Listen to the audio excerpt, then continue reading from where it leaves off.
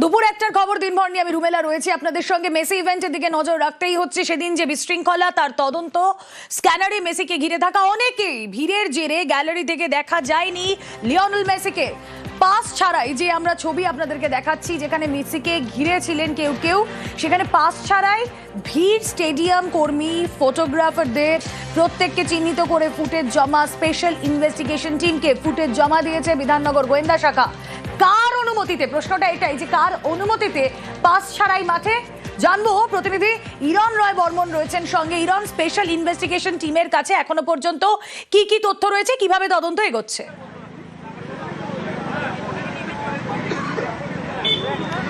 দেখো, প্রথমেই সবচেয়ে গুরুত্বপূর্ণ পয়েন্ট সেটা হচ্ছে মাঠের বিশৃঙ্খলা শুরু হয়েছিল গ্যালারি ভাঙচুরের অনেক আগে, যখন মেসি প্রবেশ করে। তো সেই সময় মেসির কাছে থাকা কজন থাকতে পারবেন, মাঠের ভেতরে কজনকে পারমিশন দেওয়া হয়েছে, গতকালই নিউজ 18 বাংলা এক্সক্লুসিভ আমরা সেই খবর প্রকাশ করেছি।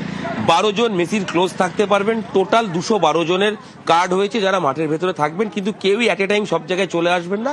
বিভিন্ন জোনে থাকবেন, তাদের কাছে যাবে মেসি, ছবি তুলবে বা তার যা কার্য প্রক্রিয়া আছে এবং তার যা প্রত্যেকটা ইভেন্ট আছে সেগুলো তিনি করবেন।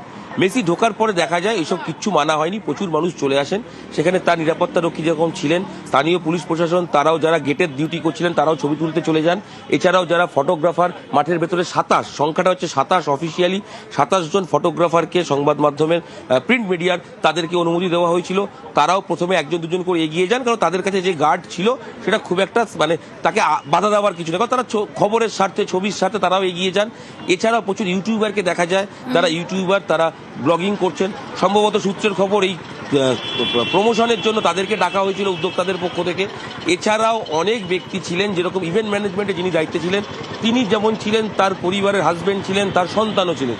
তর্কের কাছে ধরে নিলাম ইভেন্ট ম্যানেজমেন্টে তার সঙ্গী বা তার হাজবেন্ড তিনি দায়িত্ব সামলেছেন, তো তার সন্তান ভেতরে কি দায়িত্ব সামলাচ্ছিলেন, এই প্রশ্ন থাকবে। ক্রীড়ামন্ত্রীকে দেখা যায়, তার পরিবারের লোকজন রয়েছে, তার ভিডিও টিম যারা তার হয়ে ভিডিওগ্রাফি করেন তারা রয়েছে, তার সিকিউরিটি রয়েছে, অর্থাৎ অতিরিক্ত লোক হয়। এছাড়াও খুব গুরুত্বপূর্ণ পয়েন্ট, যখন মেসি যে এডি কাট আউট থেকে প্রবেশ করে তখন দরজাটা খোলা ছিল, একাধিক গাড়ি ছিল, তাই দরজা বন্ধ হয়নি এবং সেখানে দাঁড়িয়ে থাকা সিকিউরিটি, সূত্রের খবর তারাও মেসিকে দেখার জন্য যেহেতু তৎপর হন, তো সিকিউরিটি সেক্ষেত্রে অনেকটাই হালকা হয়ে যায়। তখন ওই গেট দিয়েও বেশ কয়েকজন প্রবেশ করে যান। সেক্ষেত্রে বিভিন্ন সূত্র মারফত খবর যে সেক্ষেত্রে সংবাদকর্মীও অনেকে ছিলেন বা ক্রীড়া দপ্তরে কাজ করেন এরকম কর্মীও ছিলেন যারা ভেতরে প্রবেশ করে গেছিলেন, কারণ অতি উৎসাহে মেসিকে দেখতে পাবেন, ফুটবলের ভগবানকে দেখতে পাবেন, তাই চলে যাওয়া। তো সব মিলিয়ে মাঠের ভেতরে 212 জায়গায় সেটা কয়েক হাজার ক্রস করে গেল এবং সেই সংখ্যক যখন মেসিকে পাওয়া গেল তখন কাউকে আর আটকানো সম্ভব হলো না। সবাই মেসির কাছে চলে যাওয়ার চেষ্টা করতে শুরু করলেন এবং সব জায়গায় যেটা ইম্পর্টেন্ট হলো, সেই সময় সদর দূরত্ব অসহায়ের মতো বলতে থাকলেন যে আপনারা বেরিয়ে যান, কিন্তু আলটিমেট সম্ভব কোনোটাই হলো না। বিশৃঙ্খলা সেখানেই সূত্রপাত। মেসির টিম নিরাপত্তার অভাব বোধ করে সেখান থেকে চলে যাওয়া এবং পরবর্তী সময় গ্যালারি উত্তপ্ত হলো, কারণ তারা টাকা দিয়ে মেসিকে দেখতে পেলেন না। এই যে কারা ঢুকলেন, কিভাবে ঢুকলেন, আমরা প্রথম দিন থেকে যে স্টোরিটা বা মানুষকে জানাচ্ছি যে ইডেনে এই যুব দিয়ে ঢোকার মূল ভিভিআইপি গেট একটা টানেল দিয়ে ঢোকা যায়, কিন্তু সেখান থেকে খুব বেশি লোক ঢুকেছেন। কারা ঢুকেছেন? যাদেরকে কার্ড দেওয়া হয়েছে বা অর্গানাইজার পার্টে যারা রয়েছে তারা ওখান থেকে ঢুকেছেন। অবশ্যই সেখানে এরকম অনেকে আছেন যে তাদের ঢোকার কথাটা কিন্তু ঢুকেছেন। এছাড়াও বাকি যে গেটের কথা বললাম সেখান থেকে উইদাউট কার্ড অনেকেই প্রবেশ করেছেন, এরকমটাই পুলিশ সূত্রে খবর। একেবারেই আমাদের নজর থাক।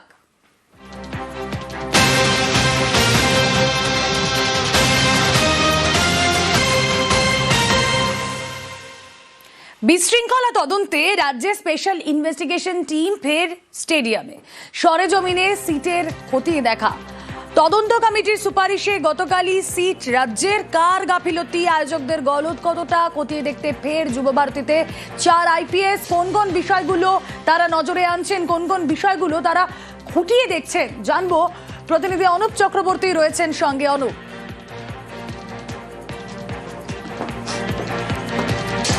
গতকাল রাজ্যের পক্ষ থেকে সিট গঠন করা হয়েছিল এবং গতকাল একেবারে পরে দেখা গেল আজকে দায়িত্বভার নিল সিটের পক্ষ থেকে এবং একেবারে বিধাননগর কমিশনে তারা যখন আসলেন, পুলিশ কমিশনার তার সঙ্গে বৈঠক করলেন এবং সেখান থেকে যে সমস্ত এই মামলার, এই কেসের, মেসি কাণ্ডে, মেসি ইভেন্টের যে ঘটনা, সেই ঘটনা যে বিশৃঙ্খলা পরিস্থিতি, সেই ঘটনার কিন্তু একেবারে সমস্ত রিপোর্ট নিলেন, তথ্য নিলেন। তার আগে দেখা গেল যে একেবারে সিটের এই প্রতিনিধি তারা স্টেডিয়াম চত্বর সেখানে ঘুরে দেখলেন। ঘুরে দেখার পরে এই দীর্ঘ 1 ঘন্টার বৈঠক, সেই বৈঠকে কিন্তু একাধিক বিষয় নিয়ে আলোচনা হয়। এই তদন্ত প্রক্রিয়া কোন পথে কাকে কাকে জিজ্ঞাসাবাদ করা হয়েছে, শতদ্র দত্তকে কোথা থেকে কিভাবে গ্রেপ্তার করা হয়েছিল এবং তার কি ভূমিকা ছিল, এবং তার সঙ্গে যে ইভেন্টের আরও যারা ছিল তাদেরকে জিজ্ঞাসাবাদে কি কি তথ্য উঠে এসেছিল, এবং এখনো পর্যন্ত বিশৃঙ্খলা পরিস্থিতি কোন দিকে কোন ভাবে কোথা থেকে উত্তেজনা তৈরি হয়েছিল, এবং এই ঘটনায় এখনো পর্যন্ত কতদূর প্রক্রিয়া এগিয়ে নিয়ে যাওয়া হয়েছে, এই গোটা বিষয় নিয়ে যেমন আলোচনা করা হয়েছে, তারই পাশাপাশি বিধাননগর কমিশনের পুলিশ কমিশনারের কাছ থেকে এই যাবতীয় মামলার যে তথ্য, সেই তথ্য কিন্তু ইতিমধ্যেই সংগ্রহ করেছে। পরবর্তী ক্ষেত্রে আরও বেশ কয়েকজনকে ডেকে জিজ্ঞাসাবাদ করা হবে সেই তথ্য অনুযায়ী।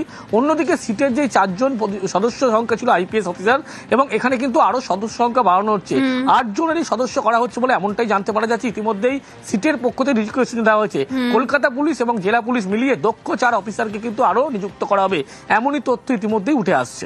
বেশ,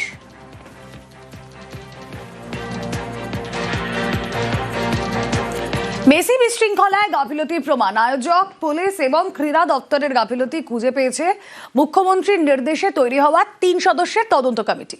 নবান্নে তারা প্রাথমিক রিপোর্ট পেশ করেছে, আর এই কমিটির সুপারিশ মতো সিট তৈরি করেছে রাজ্য।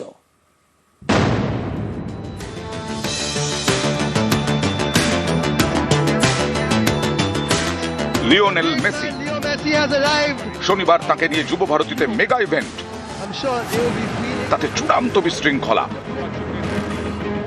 মাঠে মেসিকে ঘিরে ভিড়, গ্যালারিতে বসে তাকে সেভাবে দেখতেই পাননি দর্শকরা। এ নিয়েই ক্ষোভ, তারপর তাণ্ডব। এরকম কেন হলো, এর দায় কার?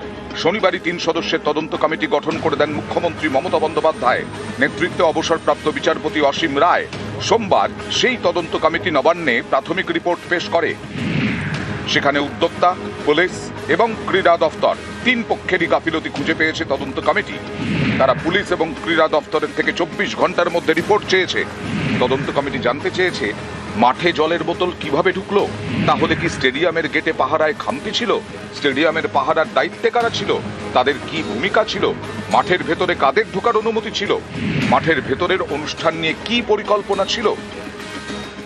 প্রিলিমিনারি করতে গিয়ে আমরা কিছু মেটেরিয়ালস পেয়েছি, তার ভিত্তিতে আমরা সরকারের কাছে আমাদের মতামত জানাচ্ছি। মাঠের মধ্যে দেখলাম অসংখ্য জলের বোতল, প্লাস্টিকের খালি বোতল ছড়িয়ে আছে, ভাঙা চেয়ার পড়ে আছে। আগের দিনই পুলিশ প্রেস করে বলেছিল জলের বোতল নিয়ে যাওয়া যাবে না। জানতে পারলাম যে ওটার মধ্যে নাকি স্টল হয়েছিল স্টেডিয়ামে। এইসব ভিত্তি করে আমরা প্রাথমিকভাবে মনে করছি যে সেদিনকে যারা ওখানে ডিউটিতে ছিল তারাই প্রাথমিকভাবে দায়ী, তাদের রেসপন্সিবিলিটি রুলড আউট করা যাবে না। তাই আমাদের সরকারের কাছে বলেছি যে আপনারা এদের বিরুদ্ধে ডিপার্টমেন্টালি ব্যবস্থা নিন।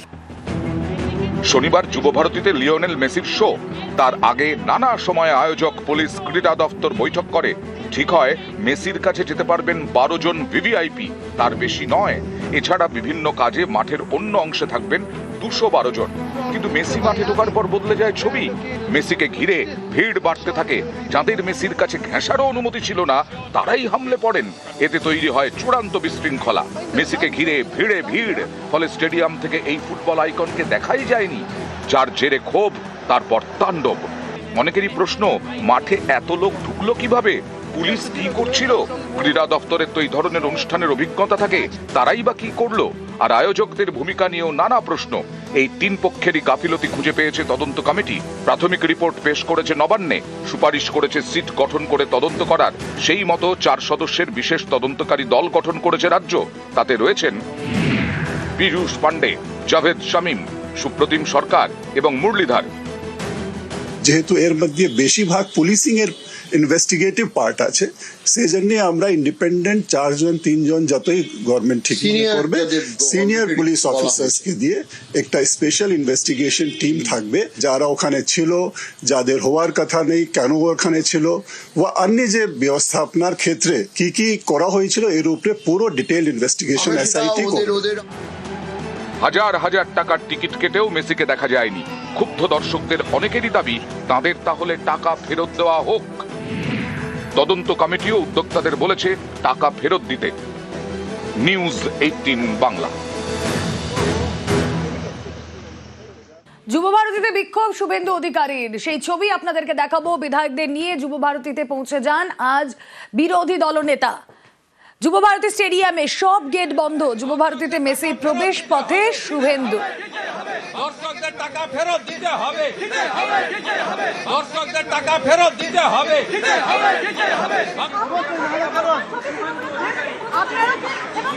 দর্শকদের টাকা ফেরত দিতে হবে, দর্শকদের টাকা ফেরত দিতে হবে। মেসি প্রবেশ পথে দাঁড়িয়ে এভাবে বিক্ষোভ শুভেন্দু অধিকারী, বিধাননগর কমিশনারেটের সামনেও বিক্ষোভ। কথা বলবো, সুস্মিতা প্রতিনিধি রয়েছেন সঙ্গে। সুস্মিতা, দর্শকদের টাকা ফেরত দিতে হবে। দেখো, গত 13 তারিখ জওহরলাল স্টেডিয়ামে মেসিকে আসাকে কেন্দ্র করে যেভাবে বিশৃঙ্খলার সৃষ্টি হয়েছিল তার প্রতিবাদ জানাতে শুভেন্দু অধিকারী তিনি আজ পৌঁছে যান জওহরলাল স্টেডিয়ামে বিক্ষোভ প্রদর্শন করতে।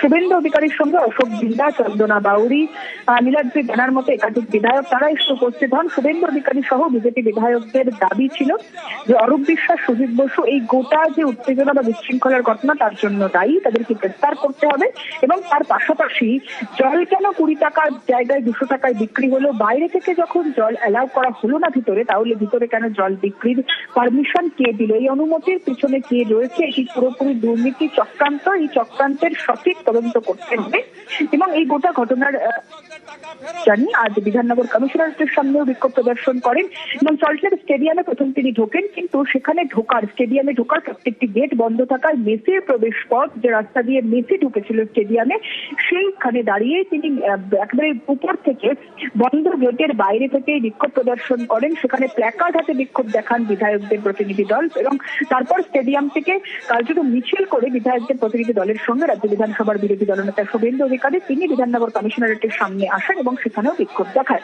শুভেন্দু অধিকারীর স্পষ্ট দাবি যে এই ঘটনার পেছনে যারা যুক্ত রয়েছে তাদের বিরুদ্ধে তদন্তকারী সংস্থাকে দিয়ে তদন্ত করতে হবে, নিরপেক্ষ তদন্ত করতে হবে। তার পাশাপাশি এই যে সিট গঠন হয়েছে রাজ্য সরকারের, সেই তদন্ত কমিটিকে তিনি মানেন না এবং তিনি বলছেন যে নিরপেক্ষ তদন্ত আদালতের নির্দেশে এই গোটা তদন্ত করতে হবে এবং অরূপ বিশ্বাস, সুজিত বসু তিনি গ্রেফতারির দাবি জানিয়েছেন। তার সঙ্গে অবশ্যই রাজ্য সরকারের বিরুদ্ধে একরাশ ক্ষোভ উগরে দেন রাজ্য বিধানসভার বিরোধী দলনেতা শুভেন্দু অধিকারী সহ অন্যান্য বিধায়কদের প্রতিনিধি দল এবং ভিতরে ঢুকতে না পারার বিষয়েও তিনি বলেন রাজ্যপালকে যেখানে ভিতরে ঢুকতে দেওয়া হলো না সেখানে তিনি বিরোধী দলনেতাকে ভিতরে ঢুকতে দেওয়া হবে না পুলিশের তরফ থেকে, এটা স্পষ্ট ছিল।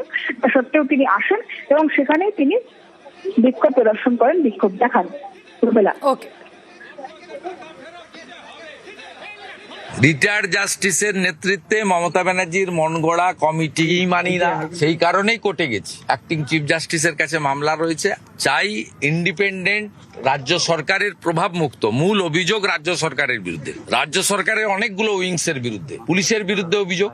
পুলিশ রাজ্য সরকারের বড় উইংস, স্পোর্টস ডিপার্টমেন্ট এটার অনুমোদন দিয়েছে, তারা এই স্টেডিয়াম ব্যবহার করতে দিয়েছে। যে রাজ্য সরকারের বিরুদ্ধে অভিযোগ, তারা তদন্ত কমিটিতে থাকলে নিরপেক্ষ তদন্ত হতে পারে না। অন্তত 300 কোটি টাকার মানি ট্রেল হয়েছে। It's a financial crime also. Money laundering অ্যাক্টে যারা দায়িত্ববান দেশের আইন অনুযায়ী ইনভেস্টিগেশন করার, তাদেরকে ইনভেস্টিগেশন করতে দিন।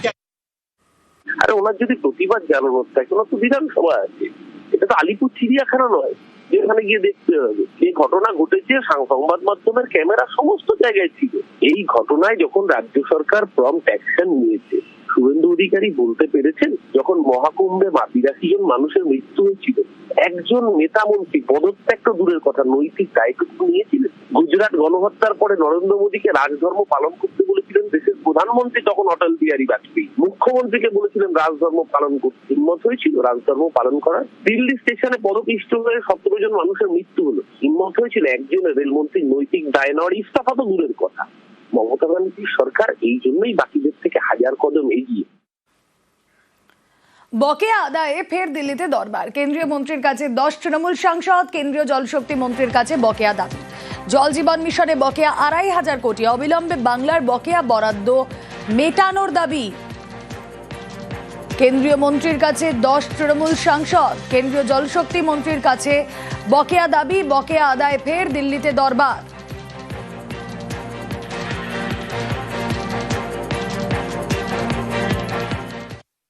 পশ্চিমবাংলার এখনও 2,525 কোটি টাকা প্রাপ্য আছে। ওরা বলছে যে ওদের এখনও নিজেদের টাকাই রেডি নেই, তার কারণ ওরা ক্যাবিনেটের স্যাংশন পায়নি। আমরা বলেছি ইমিডিয়েটলি অবিলম্বে এই টাকাটা রিলিজ করতে। ওরা কিছু পশ্চিমবঙ্গ থেকে টেকনিক্যাল জিনিস চেয়েছে সেগুলো আমরা ব্যবস্থা করব। ওদের ক্যাবিনেট ক্লিয়ারেন্স হয়ে গেলে ওরা বাকি টাকা রিলিজ করতে পারে। ফ্রুটফুল আলোচনা হয়েছে এই পর্যন্ত। পশ্চিমবাংলা টাকা পাচ্ছে না, গ্রামে জল দিতে পারছে না, এই সমস্যাটা আমরা ওর কাছে তুলে ধরেছি।